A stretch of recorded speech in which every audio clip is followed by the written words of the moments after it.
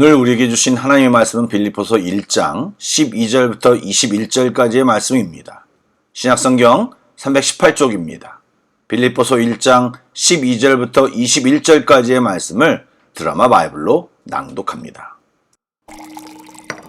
형제들아, 내가 당한 일이 도리어 복음 전파의 진전이 된 줄을 너희가 알기를 원하노라. 이러므로 나의 매임이 그리스도 안에서 모든 시위대 안과 그 밖의 모든 사람에게 나타났으니 형제 중 다수가 나의 매임으로 말미암아 주 안에서 신뢰함으로 겁없이 하나님의 말씀을 더욱 담대히 전하게 되었느니라. 어떤 이들은 투기와 분쟁으로, 어떤 이들은 착한 뜻으로 그리스도를 전파하나니 이들은 내가 복음을 변증하기 위하여 세우심을 받은 줄 알고 사랑으로 하나 그들은 나의 매임에 괴로움을 더하게 할 줄로 생각하여 순수하지 못하게 다툼으로 그리스도를 전파하느니라. 그러면 무엇이냐? 거칠애로 하나 참으로 하나 무슨 방도로 하든지 전파되는 것은 그리스도니 이로써 나는 기뻐하고 또한 기뻐하리라. 이것이 너희의 간구와 예수 그리스도의 성령의 도우심으로 나를 구원에 이르게 할 줄을 아는 고로 나의 간절한 기대와 소망을 따라 아무 일에든지 부끄러워하지 아니하고 지금도 전과 같이 온전히 담대하여 살든지 죽든지 내 몸에서 그리스도가 존귀하게 되게 하려 하나니 이는 내게 사는 것이 그리스도니 죽는 것도 유익함이라. 평안히 주무셨습니까? 고난주간과 부활주일이 지나고 새로운 한 주가 시작되었습니다. 이번 주도 주님의 놀라운 인도하심과 격려하심이 우리 모두에게 충만하기를 간절히 소망합니다. 아멘. 지지난주 토요일에 빌립보서 첫 부분만 살펴보고 곧바로 고난주간에 맞춘 본문을 다뤘기에 빌립보서에 대해 많이 잊으셨을 것 같습니다. 오늘은 그것을 잘 기억해가면서 오늘 주신 말씀 속에 있는 주님의 마음을 찾고 깨닫고 우리의 삶을 돌아보길 간절히 원합니다. 여러분, 빌립보 교회는 어떤 교회입니까? 빌립보 교회는 바울의 2차 전도 여행 중에 처음 세운 교회로서 자주장수 루디아의 집에서 시작되었습니다. 당시 빌립보는 로마의 퇴역 군인들이 많이 거주하던 지역으로 로마에 대한 자부심과 애국심이 강한 지역이었습니다. 그러기에 예수님을 왕으로 선포하며 복음을 전하는 바울과 성도들은 강한 반대와 심한 핍박을 받을 수밖에 없었습니다. 아시는 대로 바울은 2차 전도 여행의 목적지가 빌립보 쪽이 아닌 아시아 쪽이었습니다. 그런데 주님께서 환상을 통해 강권적으로 마게도니아 쪽으로 여행 방향을 트셨는데 처음부터 엄청난 박해와 고난을 경험케 하셨습니다. 또 그로 인해 바울과 빌립보 성도들은 특별한 사랑을 나누는 관계가 되었습니다. 그래서 빌립보 교회는 바울이 로마 감옥에 갇혔다는 소식을 듣고 급히 에바브로디도를 보내어 그가 쓸 것을 공급했습니다. 한마디로 옥바라지를 한 것입니다. 그리고 이제 바울은 그 뜨거운 사랑을 베풀어준 빌립보 교회에 감사 편지를 감옥에서 쓴 것이 바로 빌립보서인 것입니다. 그 첫 부분에는 감격스러운 인사를 전했고 이제 사도 바울은 자신이 처한 상황을 밝히며 구체적인 소식을 전하고 있습니다. 어떤 내용으로 말하고 있습니까? 바울은 빌립보 성도들이 놀라고 걱정했던 자신의 투옥이 새로운 국면을 만들었다고 기쁘고 흥분된 마음으로 소식을 전하고 있습니다.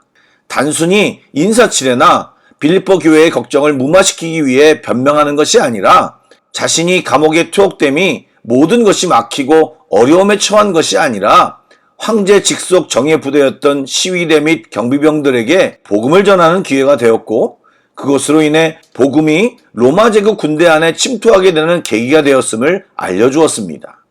그리고 이러한 바울의 담대한 모습을 통해 주변 형제들이 그리스도를 향한 더 큰 믿음과 담력을 얻게 되었고 오히려 더 담대히 복음을 전할 수 있게 됨을 말하고 있습니다.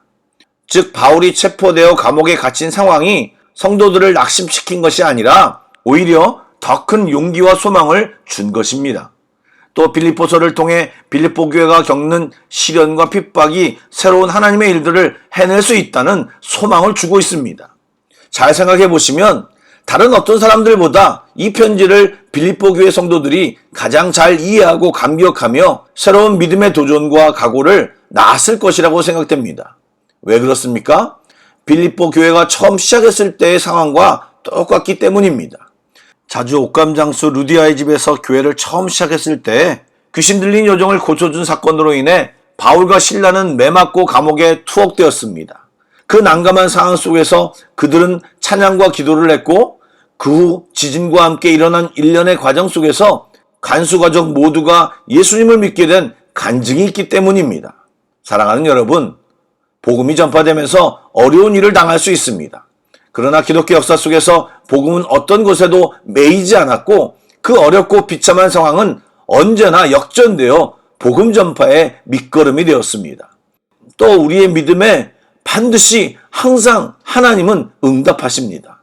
예, 아무리 암담한 상황 속에서도 믿음으로 나아가는 자에게 하나님은 함께 하시고 인도하여 주십니다. 아멘. 바울의 말을 따라가면 재미있습니다. 복음을 전하는 이들 가운데는 순수한 동기와 사랑으로 복음을 전하는 이들도 있지만 시기와 다툼으로 복음을 전하는 이들도 있다고 합니다. 후자는 바울을 시기하던 사람들로서 바울이 로마 감옥에 갇힌 때를 노려 바울이 섬겨왔던 사역지를 침범하기도 했습니다. 바울이 쌓아온 업적을 빼앗아 자기 것으로 하고 싶었던 모양입니다.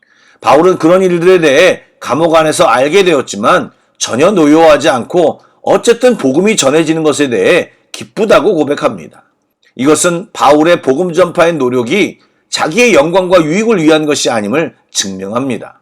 오직 주님의 영광, 예수 복음의 전파가 바울의 목적이었던 것입니다. 사랑하는 여러분, 사실 이것은 말처럼 쉬운 것은 아닙니다.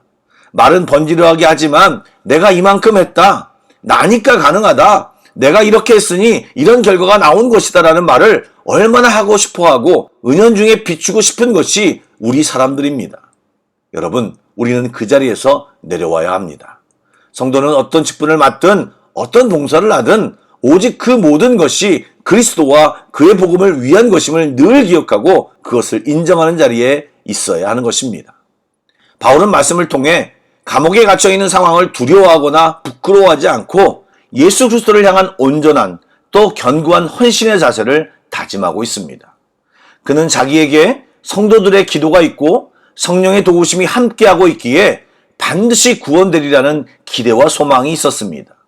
또한 구원에 대한 확신으로 죽음에 대한 두려움이 사라졌을 뿐만 아니라 죽는 것도 오히려 유익하다고 여기고 있습니다. 바울은 삶과 죽음의 문제를 초월해 구원과 영생을 주실 전능하신 주님을 알았기에 이러한 확신과 기대와 소망을 갖고 있는 것입니다. 그의 중심에는 그리스도가 있었습니다. 그러기에 그분의 복음이 전파됨이 그의 인생의 목적이고 기쁨이었던 것입니다. 사랑하는 여러분, 이런 예수 중심의 신앙이 우리 안에서도 계속 자라나고 견고한 헌신으로 성장하길 주님의 이름으로 축복합니다. 아멘. 기도하겠습니다. 은혜의 주님, 오늘도 우리를 붙들어 주옵소서. 늘 주님만 바라보고 우리의 초점을 주님께 둔다고 고백하지만 어느새 세상 중심, 세상 지향적인 우리를 발견합니다. 삶의 주인 되신 주님을 다시 확인하며 흩어진 우리의 마음을 주님께 두기를 간절히 소망합니다. 성령님, 무뎌진 우리의 마음, 딱딱해진 우리의 신앙, 복음을 소홀히 하는 우리들을 바꾸어 주사 바울처럼 주님 앞에 온전히 헌신하게 하여 주옵소서. 그렇게 하실 주님을 기대하오며 또 확신하며 예수님의 이름으로 기도드립니다. 아멘. 계속해서 찬양 한 곡을 묵상한 뒤에 합심 기도와 개인 기도로 나아가겠습니다.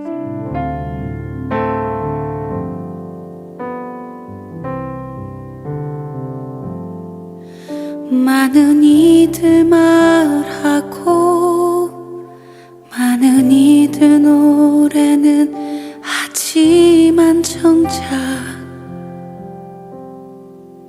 가진 않는 길 두려운 생각보다 많이 힘들고 험한 길보단 그저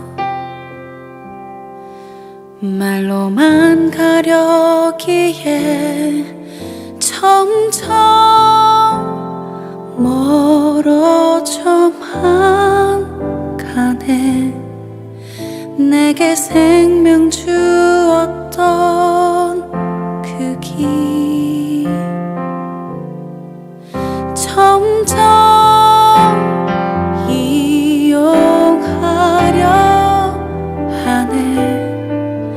내게 사랑 주었던 그 길 다시 복음 앞에 내 영혼 서운해 주님 만난 그때 나 다시 돌아가 주님께 예배 드리며 다시 십자가의 길 걸으리. 십자가의 길 가기를 원합니다. 손을 높이 들고 선포합시다. 많은 이들 말하고 많은 이들 말하고 많은 이들 노래는 하지만 정작 가진 않는 길 가진 않는 길 두려운 생각보다 두려운 생각